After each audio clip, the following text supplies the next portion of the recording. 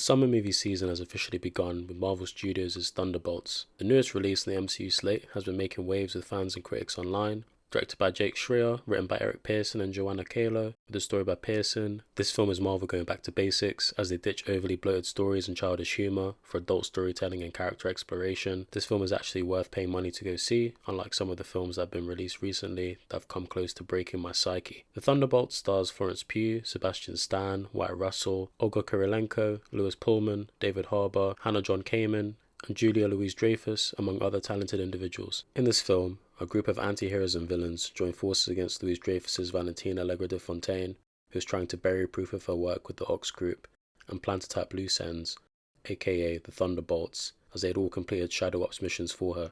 I saw this film just over a week ago, and it still sits with me today, which is impressive, especially in our brain rot information overload society.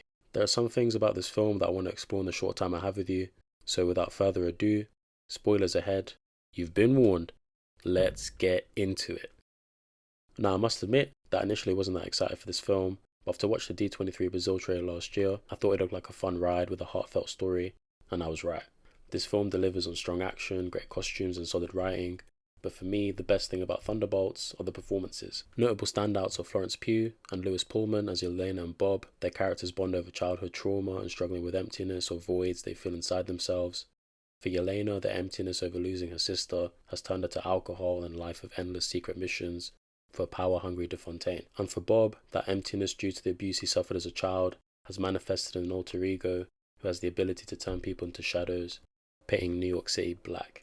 Pullman's Sentry/Void was terrifying, and I remember seeing a trailer where his abilities are shown for the first time, and witnessing what he could do made me question how this team would beat him. And I've seen that the effect was influenced by images of Hiroshima, and while this might not be in the best taste given World War II, who bombed Japan, and who funded this film, but the effect delivers in illustrating that the Void is immensely powerful and nails home just how outmatched the Thunderbolts really are.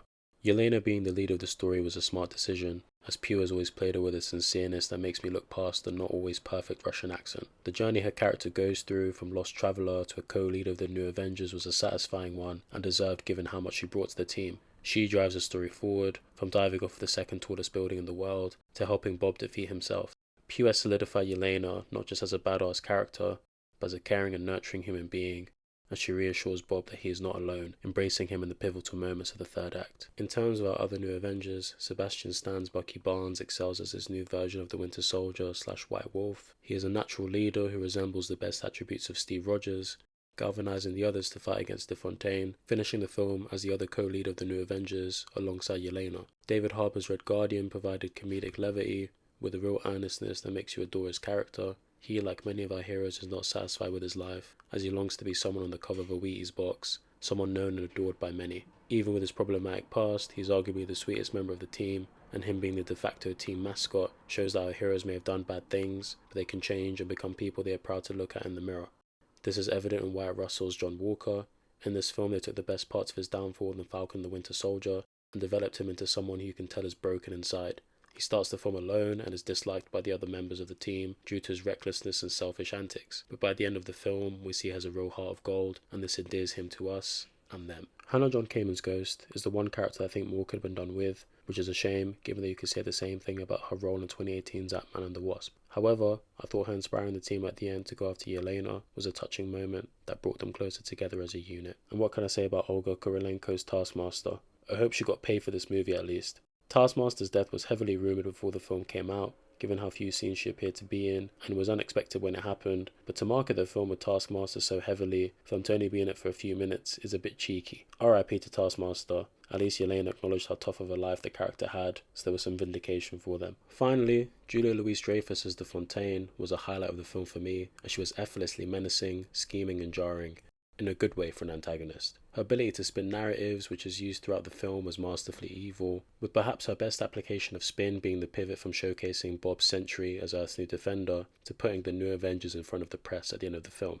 Her appearances across the MCU so far have all shown off her survival instincts and intelligence. I really do like Louis-Dreyfus's portrayal of the character, and I'm intrigued to see what happens moving forward for her, especially after Yelena's little remark at the end, saying that they own her now. In terms of the story, I enjoyed the pacing, as things progress quickly during its 2 hours and 6 minutes of runtime. This does mean that not everyone is given the same amount of character development, but I prefer this over giving no one a proper character arc. With the film exploring mental health and the impact of our characters' traumatic childhoods and their adult psyches was interesting as it made them relatable and reflected challenges many of us face. I would have been really disappointed if this came out more like 2016's Suicide Squad as opposed to 2021's The Suicide Squad.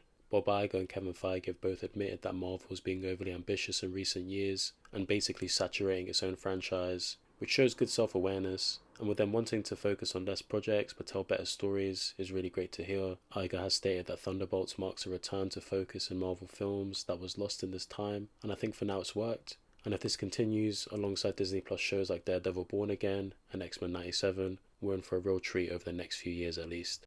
Seeing the Thunderbolts all team up together to fight at the Watchtower was a joy to watch and was really exciting. The action was visible, well shot, and not too over the top, and I realise these are elements that should just be the norm, but you'd really be surprised these days. And the finale, where we see the team follow Yelena into the void, was a heartwarming moment. Yelena fighting her way through her past trauma to get to Bob, and fighting through Bob's trauma in the void to help him regain control of his body was a stellar decision, and made the film feel so much richer, especially due to the conversation they had early in the film, where Yelena says that she shoves her pain deep down before opening up to O.X.E after Sentry put them in multiple spliffs. The Thunderbolts rallying together, following Yelena into the void, is arguably the moment where they actually become a team, fighting to save each other, even though they had every chance to try and save themselves. So, I have to mention the ending of this film, which was certainly shocking and unexpected. And for a long time, the rumour was that they would be called the Dark Avengers, so to see Fontaine announced into the world as the new Avengers was a good twist. Them actually being the Avengers in the post-credit scene set 14 months later, complete with new looks and a new A logo, presumably as they don't have the ownership over the classic A because of Sam Wilson's Avengers team, was also unexpected. Overall, I'm not sure if I'm on board with them being Avengers, which I guess is the point, as the artwork in the credits and the post-credit scene itself echo these sentiments. Will this group be taken seriously and respected as the Avengers, or are they seen as a PR stunt by Fontaine, who's tried to cover up her own failings? Only the future will tell, but for me, I'm still 50-50 on it. This doesn't take away from my enjoyment of the film, and I think narratively it's fitting and reflects the journey these anti-heroes embarked on. So I hope they get a chance to shine in Avengers Doomsday. I also appreciate that Marvel's trying something new with this group, as too often have we seen them play it safe and not take creative risks or do something that shocks the audience.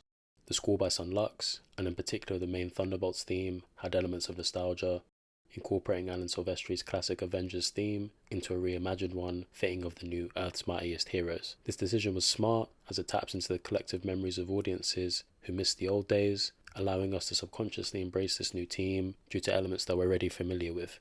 Now, the general consensus with Thunderbolts is that this is one of the better Marvel projects since the end of the Infinity Saga, with some arguing that Marvel are back. I'm not really too sure what Marvel being back has to do with this film, as it never went anywhere, and in fact they've been here a bit too much over the last 4 years or so. And secondly, if we're going by return to form and quality, I thought Guardians 3 and Deadpool and Wolverine did the same thing when they were released. Perhaps with the latter, the Fox Marvel Universe emphasis does somewhat distance it from the main MCU, but with the inclusion of the TVA from Loki and Deadpool literally saying to Wolverine, "Welcome to the MCU," I don't buy it. You could argue that the controversy surrounding Ryan Reynolds and Blake Lively, due to their ongoing court case of Justin Baldoni, and public opinion souring on both Hollywood stars, as more evidence is released that paints them in bad lights, could have an influencing factor on people not discussing the $1.3 billion smash hit more often. Personally, I think the praise this film has been getting is due to its current hype overall, and the story being a lot more grounded than what we've been used to over the last few years. Guardians 3 and Deadpool and Wolverine are both fantastic films, with character writing that would be praised outside of the comic book genre.